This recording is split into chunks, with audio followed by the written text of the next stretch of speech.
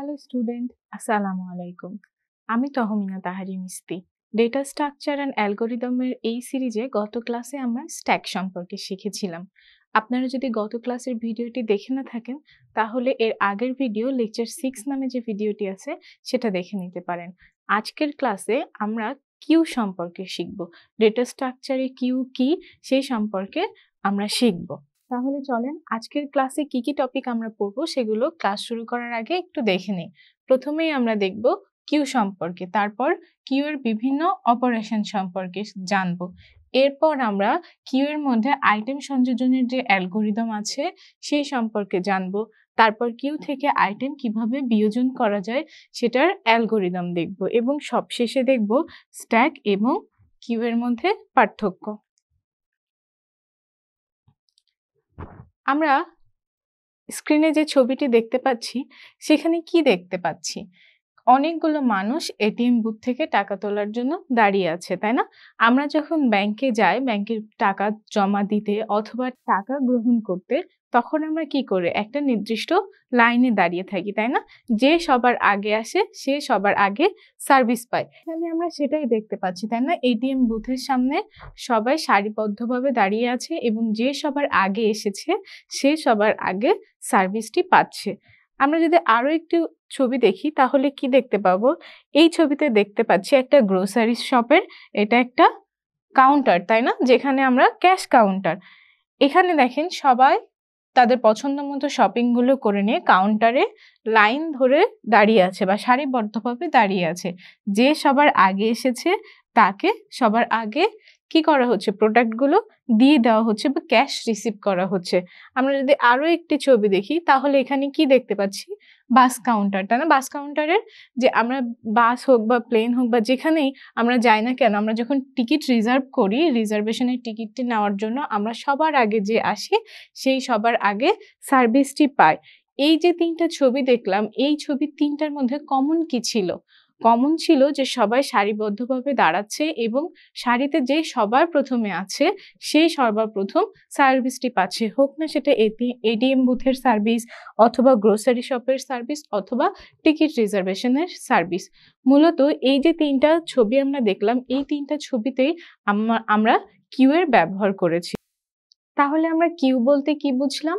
Q হচ্ছে মূলত সারিবদ্ধভাবে দাঁড়িয়ে থাকা, তাই না? তাহলে এখন চলেন আমরা ফর্মাল ডেফিনিশনটা জেনে নিই। কিউ মূলত একটি লিনিয়ার ডেটা স্ট্রাকচার। দেখেন এখানে লিনিয়ার কথাটা বলেছে, আমরা স্ট্রাকচার ক্লাসেও কিন্তু লিনিয়ার সম্পর্কে জেনেছিলাম। আমরা আবার আরেকটু জেনে নিই। লিনিয়ার ডেটা স্ট্রাকচার বলতে মূলত বোঝায় যে ডেটা স্ট্রাকচারগুলোকে সারিবদ্ধভাবে সাজানো হয় বা পর সাজানো হয়, তাই না? পর আমরা যখন কোনো ডেটাগুলোকে পর এভাবে সাজাবো, এই যে সারিবদ্ধভাবে অথবা এভাবে সাজাবো, এই যে আমরা পরপর কোনো ডেটা স্ট্রাকচারকে যখন সাজাচ্ছি সেটাকে আমরা লিনিয়ার ডেটা স্ট্রাকচার বলতে পারি। লিনিয়ার ডেটা স্ট্রাকচার মূলত কি ছিল? অ্যারে ছিল, লিঙ্ক লিস্ট ছিল, স্ট্যাক ছিল। এই তিনটা আমরা অলরেডি জেনে ফেলেছি এবং বাকি আরেকটা আছে কিউ, যেটা আমরা আজকের ক্লাসে জানবো। তাই বলা হয়েছে কিউ একটি লিনিয়ার ডেটা স্ট্রাকচার যেখানে ফিবো ফার্স্ট ইন ফার্স্ট আউট ক্রম অনুসারে ডেটাগুলোকে সাজানো হয়। আমরা একটু আগে যে ছবিগুলো দেখেছিলাম সেই ছবিতে কি দেখেছিলাম? যে সবার আগে আসছে সে সবার আগে সার্ভিস পাচ্ছে। এই যে সিস্টেমটা, এটাকে বলা হয় ফার্স্ট ইন ফার্স্ট আউট, অথবা এটাকে আমরা বলতে পারি ফার্স্ট কাম ফার্স্ট সার্ভ। এই ক্রম অনুসারে ডেটাগুলোর উপর অপারেশন করা হয়। চলেন আমরা আরেকটি উদাহরণ দেখে নেই। এই ছবিতে দেখেন আমরা কি দেখতে পাচ্ছি? যে সবাই সারিবদ্ধভাবে দাঁড়িয়ে আছে। এখানে আমরা নতুন দুইটা টার্ম দেখতে পাচ্ছি, একটা হচ্ছে ফন্ট আর একটা হচ্ছে রেয়ার। এই দুইটা জিনিস হচ্ছে কিউ এর সবচেয়ে ইম্পর্টেন্ট টপিক। এটা আমাদেরকে মন দিয়ে বুঝতে হবে কিউ এর বাকি যে কাজগুলো আছে বা অপারেশন গুলো আছে সেগুলো বোঝার জন্য। এখানে যে সবার প্রথমে এসে দাঁড়াবে, এটাকে যদি আমরা ইন্ডেক্সিং করি বা নাম্বারিং করি তাহলে বলতে পারি এটা 0 নাম্বার পজিশন, এটা 1 পজিশন, এটা 2 পজিশন, এটা 3 আর এটা হচ্ছে 4th পজিশন। তাহলে দেখেন যে সবার প্রথমে আছে তাকে কি বলছি আমরা? Front position. এটাকে আমরা কি বলবো? Front position. যে ফার্স্টে সবার ফার্স্টে আসছে, আর লাইনে সবার শেষে যে থাকবে তাকে আমরা বলবো হচ্ছে রেয়ার পজিশন। তার মানে এটাকে যদি আমরা ইন্ডেক্সিং করি, একটা অ্যারে হিসাবে ধরে নিই, তাহলে আমরা দেখব যে 4তম ঘরে যে আছে রেয়ার। এরপরে আমাদের কি আর কোনো এলিমেন্ট আছে? না, আর কোনো এলিমেন্ট নেই, এই জন্য সবার শেষে যে থাকবে তাকে বলা হবে রেয়ার। তাহলে আমরা ফ্রন্ট আর রেয়ার চিনলাম। ফ্রন্টের কাজ কি? সে সবার প্রথমে এসে কি করবে? ইন্টার করবে বা পৌঁছাবে, এবং কাজ শেষ করে সে সবার প্রথমে কি করবে? দেখেন, লিভ নিবে। ঠিক তেমনি যে ছিল তার কাজ শেষ হয়ে গেলে সে কি করবে? এই কিউ থেকে বের হয়ে যাবে। তারপর এই 1 ঘরে যে আছে বা ফার্স্ট ঘরে যে আছে ফার্স্ট পজিশনে, সে সার্ভিসটা নিবে এবং সেও এই কিউ থেকে বের হয়ে যাবে। এরপর সেকেন্ড ঘরে যে আছে সে কাজটি করবে এবং সেও এই লাইন থেকে বের হয়ে যাবে। তারপর কে থাকলো? থার্ড আর ফোর্থ পজিশন। থার্ড ঘরে সেকেন্ডের পরেও আমরা কি করব? থার্ডের কাছে আসবো, সে তার কাজটি শেষ করবে এবং এই কিউ থেকে বের হয়ে যাবে, এবং সবার শেষে থাকবে রেয়ার পজিশনে যে আছে বা ফোর্থ পজিশনে যে আছে, সে এই সার্ভিসটি গ্রহণ করবে এবং কিউ থেকে বের হয়ে যাবে। তখন কিউটি ফাঁকা হয়ে যাবে। তাহলে আমরা বুঝতে পারলাম যে কিউ হচ্ছে একটি লিনিয়ার ডেটা স্ট্রাকচার, যেখানে ফার্স্ট ইন ফার্স্ট আউট বা ফার্স্ট কাম ফার্স্ট সার্ভ এই ক্রম অনুসারে কাজ করে। এটাকে আমরা এক কথায় বলতে পারি যে কিউ এর বাংলা অর্থ হচ্ছে সারিবদ্ধভাবে সাজানো। এখন আমরা কিউ এ কি কি অপারেশন হয় সেগুলো সম্পর্কে জানবো। কিউ এ মূলত 2 ধরনের অপারেশন সংগঠিত হয়। একটা হচ্ছে এনকিউ অপারেশন আর আরেকটা হচ্ছে ডিকিউ অপারেশন। এনকিউ অপারেশনটা কি? এনকিউ অপারেশন হলো কিউ এর মধ্যে যখন কোনো ডেটা উপাদান আমরা সংযোজন করব বা যোগ করব বা অ্যাড করব, যে পদ্ধতিতে আমরা ডেটাগুলো অ্যাড করব সংযোজন করব, এই পদ্ধতিটাকেই বলা হয় কিউ এর এনকিউ অপারেশন। তাহলে ডিকিউটা কি? ডিকিউ অর্থ হচ্ছে কোনো কিছু যখন আমরা কিউ থেকে ডিলিট করব, কোনো ডেটা উপাদান বিয়োজন করব বা মুছে দিব, যেই পদ্ধতিতে এই কাজটা করব সেই পদ্ধতিকে বলা হয় ডিকিউ অপারেশন। এখানে আমরা যে ছবিটি দেখতে পাচ্ছি ডিকিউ, ডিকিউ সবসময় হবে কি? দেখেন, ফ্রন্ট থেকে কিন্তু আমাদের ডিকিউ হবে আর রেয়ার থেকে আমাদের এনকিউ অপারেশনটা হবে। এখন ফ্রন্ট আর রেয়ার আমরা এর আগের স্লাইডে বুঝে আসছি। ফ্রন্ট কি? সবার প্রথমে যে থাকবে সেখানে হবে আমার ফ্রন্ট পজিশন। তো আমরা কি জানি? কিউ এ যে আগে আসবে সে আগে সার্ভিসটি পাবে এবং তারপর কিউ থেকে বের হয়ে যাবে। বের হয়ে যাওয়া মানে কি? ডিলিট হয়ে যাওয়া, মুছে যাওয়া। তার মানে প্রথম পজিশনে যে আছে সেই কি? ডিকিউ হবে। এজন্য বলা হয়েছে যে ফ্রন্ট পজিশনে আমার কি হবে? ডিকিউ হবে। এবং লাইনে যখন আমি সারিবদ্ধভাবে দাঁড়িয়ে আছি, তাহলে যে সবার শেষে আসবে সে সবার শেষে কি? সার্ভিসটি পাবে। তার মানে আমার পরে যদি এখন কেউ থাকে সে এসে আমার পেছনে দাঁড়াবে, তাহলে এন কিউটা কখন হবে? এন কিউটা হবে লাইনের সবচেয়ে শেষের পজিশনে। লাইনের সবচেয়ে শেষের পজিশন কোনটা? Rare position. রেয়ার পজিশনে আমাদের এন কিউ অপারেশনটা হবে। তাহলে আমরা কিউ এর অপারেশন সম্পর্কে জানলাম। কিউ এ কি কি অপারেশন হয়? 2 ধরনের অপারেশন হয়, একটা হচ্ছে এন কিউ অপারেশন আর একটা ডিকিউ অপারেশন। আমরা এক কথায় বলতে পারি এনকিউ অপারেশন হলো কোনো কিউ এর মধ্যে ডেটাগুলোকে আমরা অ্যাড করব, আর ডিকিউ অপারেশন হচ্ছে কিউ এর মধ্যে কোনো ডেটাকে আমরা ডিলিট করব। এনকিউ আর ডিকিউটাকে আরো ভালোভাবে বোঝার জন্য চলেন আমরা একটা উদাহরণ দেখে নিই। তো দেখেন, আমরা এখানে একটা ডেটা সেট নিই।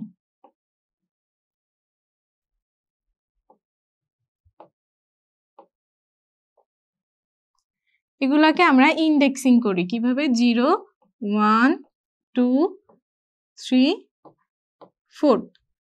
তো এই যে আমরা এখানে 5টা ঘর নিলাম। এখন আমরা যখন এই যে আমাদের কিউটা এখন কি সম্পূর্ণ ফাঁকা আছে, তাই না? কিউটা যে আমাদের ফাঁকা আছে এটা আমরা কিভাবে বুঝবো? যখন আমাদের ফ্রন্ট, আচ্ছা এখানে আমাদের প্রথম পজিশন বা 0তম পজিশনে কি হচ্ছে? ফ্রন্ট হবে, তাই না? আর সবার শেষে যে পজিশনটা আছে সেটা হবে আমাদের রেয়ার। তাহলে এই যে কিউটা যে আমাদের ফাঁকা আছে এটা আমরা কিভাবে বুঝবো? যখন আমাদের ফ্রন্ট ইকুয়াল রেয়ার ইকুয়াল -1 হবে, তাই না? যখন আমাদের এরকম একটা ইকুয়েশন চলে আসবে, মানে আমাদের কিউয়ে কোনো উপাদান নেই, তখন আমাদের কি ফ্রন্টও আমাদের -1 পজিশনে থাকবে, রেয়ারও আমাদের -1 পজিশনে থাকবে। তাহলে আমরা বুঝে নিব যে আমাদের কিউয়ের মধ্যে কোনো ধরনের ডেটা নাই। সেক্ষেত্রে আমরা যখন ডেটা অ্যাড করতে চাই তো আমরা একটা ফাংশন কল করব। কি ফাংশন কল করব? আমরা এনকিউ ফাংশন কল করব, তাই না? তো এখন আমি ধরেন এনকিউ ফাংশন কল করে আর্গুমেন্ট দিলাম যে 5। আমরা 5 নামে একটা ডেটা এখানে আমরা অ্যাড করতে চাচ্ছি। তাহলে ডেটা সর্বপ্রথম অ্যাড হবে কোথায় বলেন তো? সর্বপ্রথম আমার অ্যাড হবে এই 0তম পজিশনে, তাই না? 0তম পজিশনে, যেটা আমার ফ্রন্ট। তাহলে এখন যদি আমি বলি যে আমার রেয়ার কোনটা বলেন তো? ফ্রন্টও আমার কত 5, তাই না? এখন যেহেতু আমার কিউয়ের মধ্যে একটাই ডেটা আছে, তাহলে এইটাই আমার কি ফ্রন্ট এবং এটাই আমার রেয়ার, তাই না? তখন এটা কি আমার আর রেয়ার থাকছে? এটা রেয়ার থাকছে না। এটা আমার একটা ডেটা পজিশনাল জন্য আমি একটা কি করছি, একটা অ্যারে ডিক্লেয়ার করে রাখছি, কিন্তু আমার প্রথম ঘরে যখন আমি ডেটা দিচ্ছি এটাই আমার ফ্রন্ট, এটাই আমার রেয়ার। এরপর আসেন আমরা যদি আবার আর একটা কি করি, ফাংশন কল করি, সেখানেও আমি আবার আর একটা ডেটা রাখতে চাচ্ছি। মনে করেন এখানে আমি 6 নামে একটা ডেটা কি করব, রাখতে চাচ্ছি কিউ এর মধ্যে। তখন আমি কি করব, আমরা কি জানি যে সব সময় কিউ এর মধ্যে যে আগে আসবে সে আগে সার্ভিস পাবে এবং তারপর যে আসবে তার পেছনে দাঁড়াবে। তাহলে আমাদের ফ্রন্ট কি আর চেঞ্জ হবে? ফ্রন্ট কিন্তু আর চেঞ্জ হবে না। সেক্ষেত্রে আমাদের কি হবে, রেয়ার পজিশনে যে আছে তার সাথে 1 আমরা কি করে দিব, ইনক্রিমেন্ট করে দিব। তাহলে রেয়ারে কত ছিল, 0 ছিল, এখন রেয়ার এটার সাথে যদি আমরা +1 করি তাহলে আমাদের পজিশন এখন কোনটা, অনথ পজিশন না বা ফার্স্ট পজিশন না? তাহলে এইখানে আমরা কি করব, 6টাকে অ্যাড করে দেব, ঠিক আছে? এখন চলেন আমরা আরেকটা ফাংশন কল করি, সেখানে এখন আমরা আরো একটা ডেটা অ্যাড করতে চাই। তাহলে আমরা কি করব, আবার আমরা আরেকটা এনকিউ লিখলাম। এনকিউ কত করব, মনে করেন আমরা 8 এই ডেটাটাকে এনকিউ করতে চাচ্ছি আমাদের এই কিউ এর মধ্যে। তাহলে এখন দেখেন আমাদের অলরেডি কি 0 আর ফার্স্ট পজিশনে আমাদের ডেটা আছে, তাই না? এখন আমরা তার পরের পজিশন রেয়ার যে আছে, ফ্রন্টকে আমাদের আর চেঞ্জ হবে? ফ্রন্ট তো চেঞ্জ হবে না, কারণ যে শুরুতেই থাকবে সেই ফ্রন্ট। তাহলে রেয়ার যে আছে বর্তমানে তার সাথে আমরা আবারও কি করব, আর 1 যোগ করে দিব। তাহলে ফার্স্ট পজিশন বা অন পজিশনে যে আছে আর 1 যোগ করলে কি হবে, সে এখন এই পজিশনে চলে আসবে। সেখানে আমরা এই ডেটাটা অ্যাড করে দিলাম, তাই না? আমি সেম একইভাবে আবার যদি কল করি তাহলে পরের পজিশনে আসবে।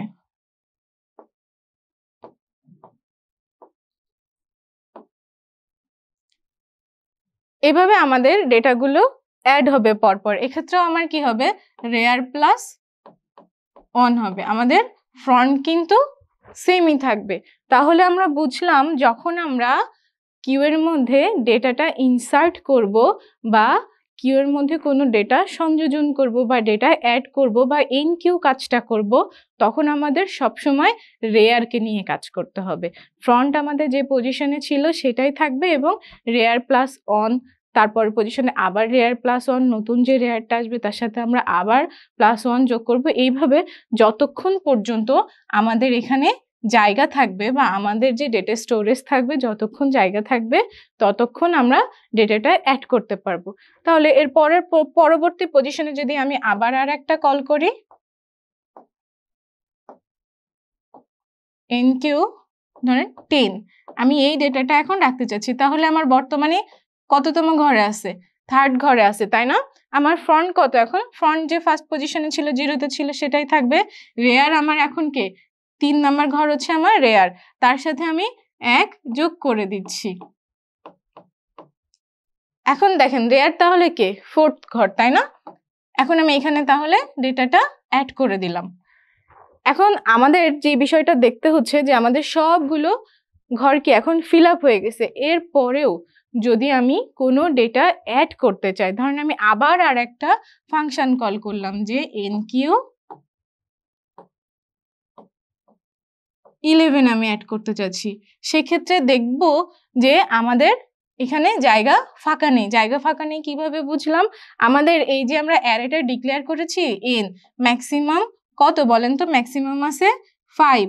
এখন আমরা যদি দেখি আমাদের রেয়ার পজিশন থেকে ম্যাক্সিমাম আমরা যেটাকে কল করছি, আমাদের রেয়ার এখন আছে কত, ম্যাক্স প্লাস 1, অথবা যে ম্যাক্সকে আমরা কি বলছি, n, তাই না, n প্লাস 1 হয়ে যাচ্ছে ঘর। তখন আমরা কি করব, আমাদের ডেটা n প্লাস 1 তম ঘর আমাদের কি এখানে আর আছে, এখানে তো আমাদের আর নাই, এই জন্য তখন সেটা আমরা আর অ্যাড করতে পারবো না। এই সিচুয়েশনটাকে বলা হয় কিউ এর ওভারফ্লো সিচুয়েশন, যেখানে আমাদের ডেটা স্টোরেজ নাই, আমরা নতুন করে কোনো ডেটা রাখতে পারছি না, তারপরও আমরা এনকিউ ফাংশনকে কল করেছি। এই সিচুয়েশনটাই হবে হচ্ছে কিউ এর ওভারফ্লো সিচুয়েশন।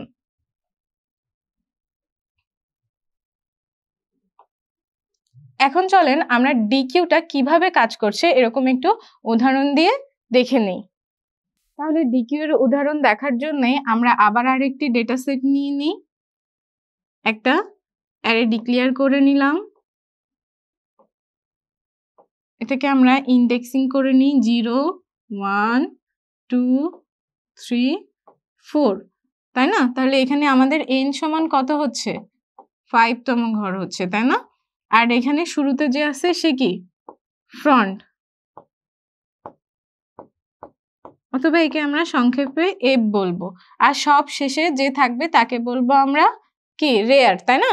এখন দেখেন এই যে আমাদের একটা ডেটা সেট আছে, ডেটা সেটের জন্য আমরা একটা জায়গা তৈরি করে রেখেছি, এখানে আমাদের ডেটাগুলো আমরা আগের মতো করে ধরেন আমাদের অলরেডি এনকিউ করে অনেকগুলো ডেটা ইনসার্ট করা হয়ে গেছে, তাহলে কি ধরে নিলাম 5 6 7 9 8, এভাবে আমাদের পুরা ডেটাটার মধ্যে ডেটাগুলো রাখা আছে, এভাবে আমাদের পুরো সেটের মধ্যে একটা ডেটা রাখা আছে। সেটাকে আমরা যদি ডিকিউ করতে চাই তাহলে আমরা কোন ফাংশন ব্যবহার করব, তাহলে আমরা ফাংশন ডিকিউ নামে একটা ফাংশন ব্যবহার করব।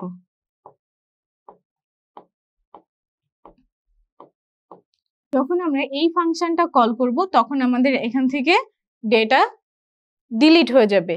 এই ক্ষেত্রে একটা মজার বিষয় হচ্ছে ডিকিউ এর মধ্যে আমাদের কোনো ধরনের আর্গুমেন্ট পাস করা লাগবে না, কারণ আমরা তো জানি কিউ এর কাজ কি, কিউ এর কাজ হচ্ছে যে সবার প্রথমে থাকবে তাকে সবার প্রথমেই ডিলিট করা হবে, এই জন্য আমাদের এই ক্ষেত্রে কোনো আর্গুমেন্ট দেওয়া লাগবে না যে কততম ঘরের মান আমরা ডিলিট করতে চাচ্ছি।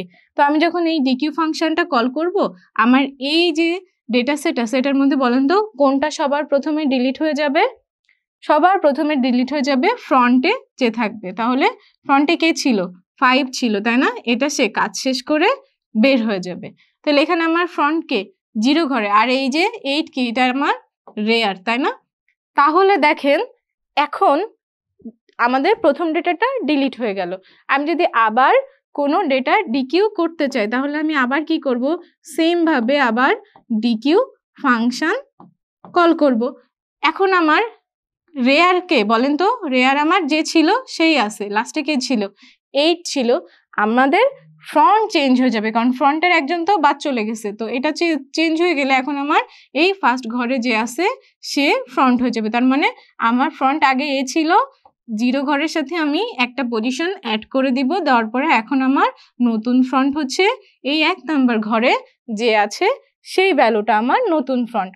তাহলে আমরা একটা পার্থক্য কিন্তু এনকিউ আর ডিকিউর মধ্যে আবারও বলতে পারি যে এনকিউতে আমরা কি করেছিলাম, আমরা এনকিউতে রেয়ারকে ইনক্রিমেন্ট করেছিলাম, আর ডিকিউতে আমরা কাকে ইনক্রিমেন্ট করছি, ডিকিউতে আমরা ফ্রন্টকে ইনক্রিমেন্ট করছি। এখন দেখেন এই ফাংশনটা যখন আমি কল করব তখন আমার এই ফার্স্ট ঘরে যে আছে, 1 নাম্বার ঘরে যে আছে সেই ভ্যালুটাও কি হয়ে যাবে, বাইরে বের হয়ে যাবে কাজ শেষ করে। তাহলে এই পর্যায়ে আমার ফ্রন্ট কে হয়ে যাচ্ছে, এই পর্যায়ে আবার আমার ফ্রন্ট 1 ইনক্রিজ হবে, ইনক্রিজ হয়ে আমার এই 2 নাম্বার ঘরে যে ভ্যালুটা আছে সেটা এখন আমার নতুন ফ্রন্ট, আর রেয়ার যে ছিল সেই থাকবে। তাহলে আমি যদি আবার ডিকিউ করতে চাই তাহলে আমি আবার ডিকিউ ফাংশনটা কল করব, ডিকিউ ফাংশন কল করলে এখন আমার এই ঘরে যে আছে সেই ভ্যালুটা আমার কি হয়ে যাবে, চেঞ্জ হয়ে যাবে বা কাজ শেষ হয়ে যাবে, রিমুভ করে দিব বা সে মুছে যাবে। তাহলে আমার নতুন ফ্রন্ট কি হবে, +1 যোগ করব, করে পরের ঘরে আসবে আমার নতুন ফ্রন্ট। তাহলে এখন আমার নতুন ফ্রন্ট 3rd নাম্বার ঘরে যে ছিল সে 9, আর রেয়ার হচ্ছে তারপরে যে চতুর্থ ঘরে যে ছিল বা সব শেষে যে ডেটাটা ছিল সেটা হচ্ছে আমার রেয়ার। এইভাবে আমি এটার কাজও শেষ করব এবং সব শেষে এখন আমার ফ্রন্টকে বলেন তো, ফ্রন্ট হচ্ছে যে আছে। এখন দেখেন আমি যদি আবারও এই ডিকিউ ফাংশনটা কল করি, ডিকিউ ফাংশন কল করার পরে সব শেষে যেটা আছে এখন আমার ফ্রন্ট সমান রেয়ার হয়ে যাচ্ছে, তাই না? ফ্রন্ট সমান সমান যদি রেয়ার হয় তাহলেও কিন্তু আমরা ডিকিউ করে দিতে পারবো। তাহলে এটাকে আমরা মুছে দিলাম। এখন দেখেন এই যে আমরা সবগুলো কাজ শেষ করলাম, আমরা আবারও যদি ডিকিউ ফাংশন কল করি,